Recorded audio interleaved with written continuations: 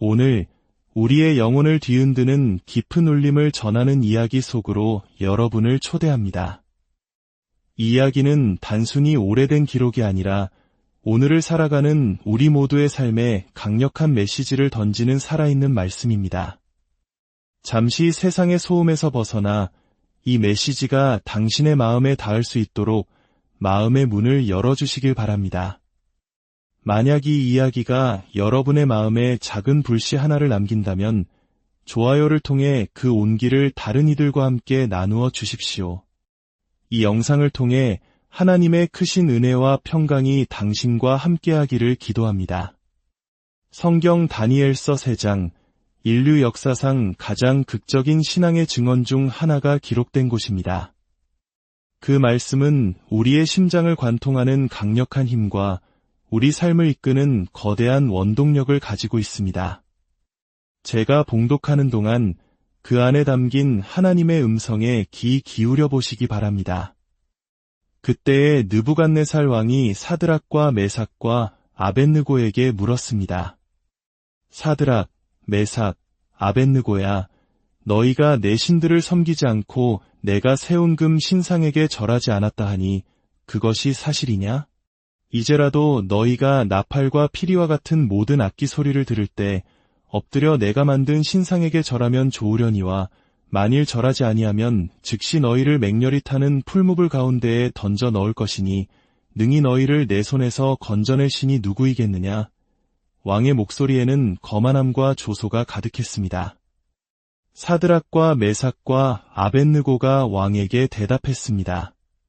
느부갓네살이여, 우리가 이 일에 대하여 왕께 대답할 필요가 없나이다. 왕이여, 우리가 섬기는 하나님이 계시다면 우리를 맹렬히 타는 풀무불 가운데에서 능히 건져내시겠고 왕의 손에서도 건져내시리이다. 그렇게 하지 아니하실지라도 왕이여, 우리가 왕의 신들을 섬기지도 아니하고 왕이 세우신 금 신상에게 절하지도 아니할 줄을 아옵소서. 이 말을 들은 느부갓네살은 분노로 얼굴빛이 변했습니다. 그는 명령하여 그 풀무불을 평소보다 7배나 더 뜨겁게 하라고 지시했습니다.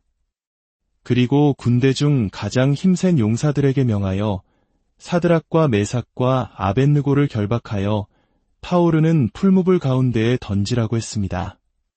왕의 명령은 너무나도 엄하고 불길은 맹렬했기에 그 세 사람을 붙들었던 군인들이 오히려 불꽃에 타 죽고 말았습니다. 그리고 이 세 사람, 사드락과 메삭과 아벳느고는 결박된 채로 맹렬히 타는 풀무불 가운데에 떨어졌습니다. 그때 느부갓네살 왕이 놀라 급히 일어나 모사들에게 물었습니다. 우리가 결박하여 불 가운데에 던진 자는 세 사람이 아니었느냐?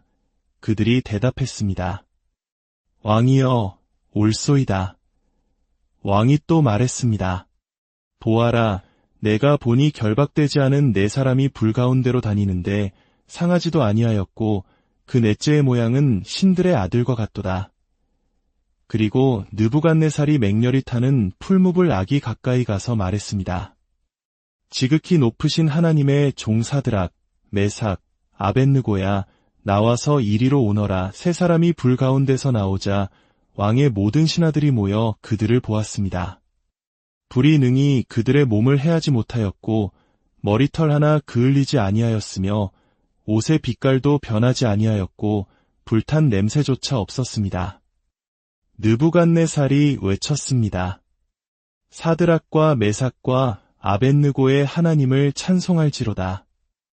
그가 그의 천사를 보내사 자기를 의뢰하고 왕의 명령을 거역하며 그들의 몸을 바쳐 하나님 밖에는 다른 신을 섬기지 아니하며 그에게 절하지 아니한 종들을 구원하셨도다.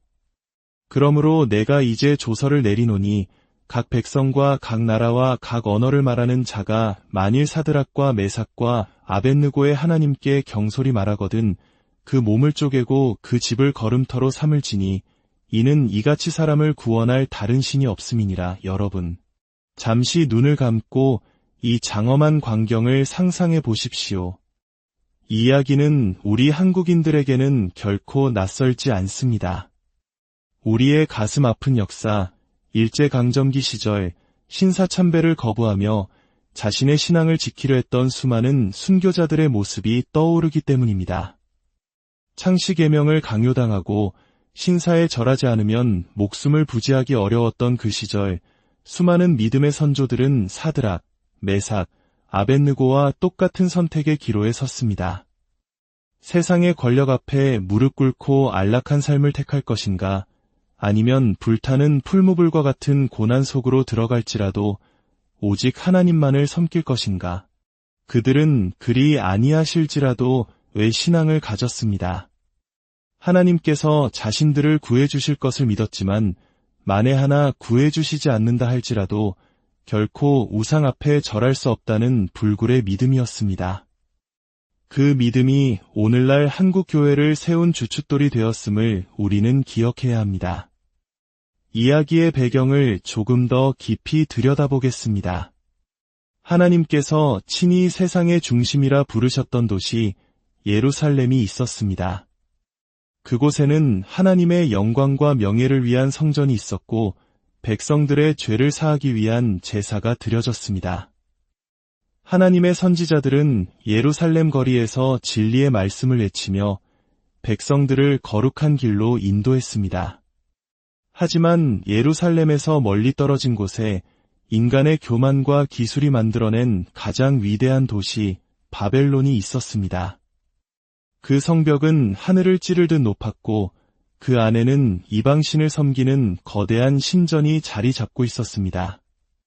왕의 궁전은 상상할 수 없을 만큼 화려했습니다. 바벨론의 왕 느부갓네살은 그의 군대로 온 세상을 정복했습니다. 그는 수많은 나라의 백성들과 그들이 섬기던 신들을 바벨론으로 끌고 왔습니다. 그러나 그가 본 것은 나무와 돌로 만들어져 보지도 듣지도 말하지도 못하는 무력한 우상들 뿐이었습니다. 그는 생각했습니다. 이 세상의 신은 나 느부갓네살 뿐이다. 나의 힘을 막을 수 있는 신은 존재하지 않는다.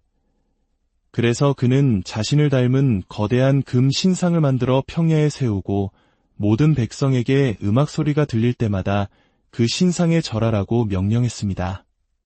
결국 느부갓네살의 군대는 예루살렘마저 정복했습니다. 성전은 불탔고 도시는 폐허가 되었습니다. 그리고 다니엘과 그의 세 친구 사드락, 메삭, 아벳느고를 포함한 수많은 젊은이들이 포로로 바벨론에 끌려왔습니다.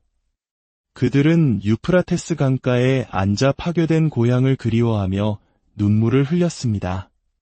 우리가 어찌 이 낯선 땅에서 하나님의 노래를 부를 수 있단 말인가. 바로 그때 온 도시에 트럼펫 소리가 울려 퍼졌습니다. 바벨론의 모든 사람들이 일제히 금 신상을 향해 엎드려 절하며 외쳤습니다. 위대하신 느부갓네살, 우리의 신이여. 하지만 하나님의 율법에는 너는 새긴 우상을 만들지 말고 그것들에게 절하지 말라고 기록되어 있었습니다. 이 젊은이들의 피 속에는 하나님의 말씀이 흐르고 있었습니다. 그들은 꼿꼿이 서서 하늘에 계신 하나님을 향해 굳건히 얼굴을 들었습니다. 신앙을 가진다는 것은 때로 이런 피할 수 없는 현실과 마주하는 것입니다. 천국을 향해 가는 길에는 반드시 반대와 시험이 따릅니다. 하나님을 위해 사는 사람은 사탄의 미움을 받게 되어 있습니다. 여러분, 우리가 신앙생활에서 성공하기 위해 한 가지 반드시 이해해야 할 것이 있습니다.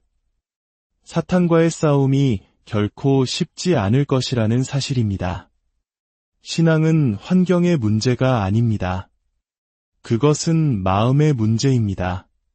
하나님과의 깊은 인격적인 경험이며 우리 영혼 깊은 곳에서 하나님과 연결되는 거룩한 힘입니다. 그것은 악을 버리고 선을 택하며 불의를 버리고 정의를 택하며 미움을 버리고 사랑을 택하는 우리의 결단입니다. 구원은 우리 밖에서 오는 것이 아니라 우리 안에서 시작됩니다.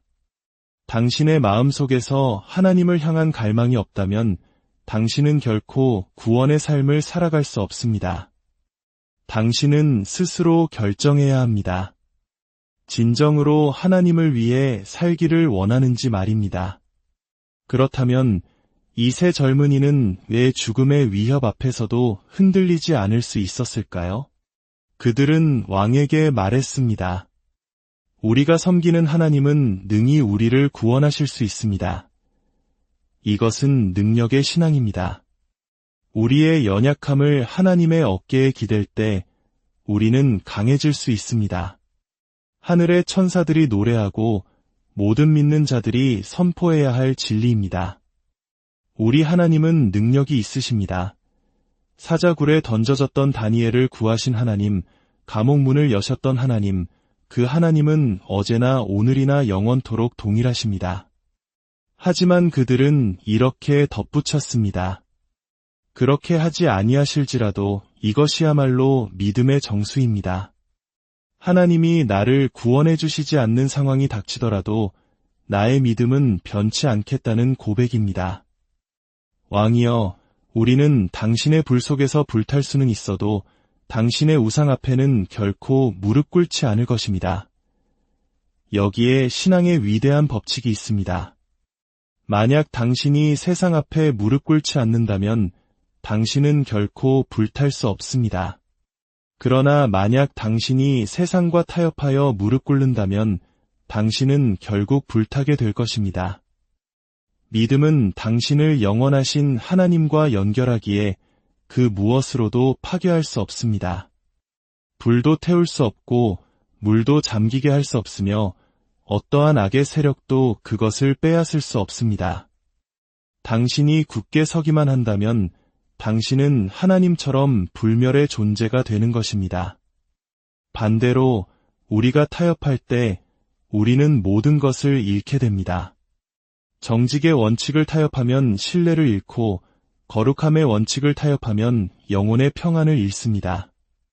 우리가 무릎 꿇는 순간 우리는 불타기 시작하는 것입니다. 자, 다시 풀무불 앞으로 돌아가 봅시다. 느부갓네살은 분노에 차서 세 젊은이를 불 속에 던졌습니다. 문이 닫히고 왕은 그들이 재가 되기만을 기다렸습니다. 그러나 잠시 후 문이 열렸을 때 왕이 본 것은 무엇이었습니까? 세 사람이 아닌 네 사람이 불 속을 거닐고 있었습니다. 그들을 묶었던 밧줄은 모두 타버렸지만 그들의 몸은 조금도 상하지 않았습니다. 그들은 풀무불 밖에서보다 그 안에서 더 자유로웠습니다. 그리고 그 넷째 인물, 그의 모습은 신들의 아들과 같았다고 성경은 기록합니다. 그렇습니다. 그들의 절박한 필요의 순간에 네 번째 사람이 그곳에 오셨습니다. 타오르는 불길을 잠재우기 위해, 그들을 구원하기 위해 그분이 오셨습니다. 세 젊은이가 유프라테스 강가에서 눈물 흘릴 때 온 하늘은 숨죽여 지켜보았습니다. 온 바벨론이 우상 앞에 엎드릴 때 그들이 굳건히 서자 하늘은 환호했습니다. 그들이 왕 앞에서 우리는 불탈지언정 절하지 않겠나이다 라고 선포했을 때 네 번째 그분은 이미 아버지의 보좌에서 일어나고 계셨습니다. 그분은 세 젊은이에게 속삭이셨을 것입니다. 너희가 무릎 꿇지 않는 것을 책임진다면 나는 너희가 불타지 않도록 책임지겠다. 그 네 번째 사람은 누구일까요? 창세기에서 그는 여인의 후손이요. 출애굽기에서 그는 유월절 어린 양이며 레위기에서 그는 우리의 대제사장이십니다. 민수기에서 그는 낮에 구름 기둥, 밤에 불 기둥이시며 신명기에서 그는 모세와 같은 선지자이십니다. 여호수아에서 그는 우리 구원의 대장이시며 사무엘에서 그는 우리의 신실한 선지자여 왕이십니다. 욥기에서 그는 살아계신 우리의 구속주이시며 시편에서 그는 우리의 목자이십니다. 이사야에서 그는 평강의 왕이시며 다니엘서에서 그는 불타는 풀무불 속의 네 번째 사람이십니다. 마태복음에서 그는 메시아이시며 마가복음에서 그는 기적을 행하시는 분이십니다. 누가복음에서 그는 인자이시며 요한복음에서 그는 하나님의 아들이십니다. 로마서에서 그는 우리를 의롭다 하시는 분이시며 히브리서에서 그는 영원한 언약의 피이십니다. 요한계시록에서 그는 만왕의 왕이요 만주의 주이십니다. 그 네 번째 사람은 바로 살아계신 하나님의 아들 나사렛 예수 그리스도이십니다. 그분은 가장 마지막 순간에 찾아오셨습니다. 타오르는 불꽃을 잠재우셨고 불에게 명하여 그들을 태우지 못하게 하셨습니다. 그들이 절하기를 거부했기에 그들은 불탈 수 없었던 것입니다.